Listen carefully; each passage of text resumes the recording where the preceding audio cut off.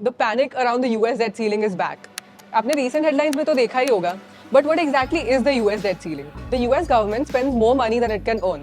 तो उनको लोन लेना पड़ता है to pay off their bills. But too much debt is not a good thing. So to control the level of debt, the US government has imposed a limit on the amount of money it can borrow. And इसी limit को debt ceiling बोलते हैं. The current US debt stands at 31 trillion US dollars, which is on the verge of surpassing its debt ceiling of 31.4 trillion US dollars.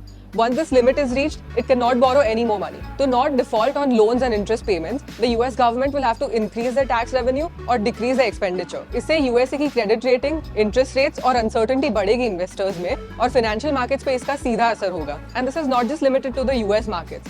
Since सारी markets एक दूसरे को affect करती है, global markets पे भी इसका असर होगा. But don't worry, US के साथ ये पहली बार नहीं हो रहा. Oh shit, here we go again.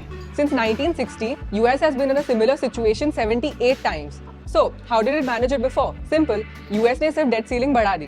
It had two options, a debt crisis or increasing the debt ceiling. So of course, it increased the debt ceiling. Last time debt ceiling 2021 में increase हुई थी from 28.4 trillion US dollars to 31.4 trillion US dollars. What do you think? इस बार debt ceiling कितना increase होगा?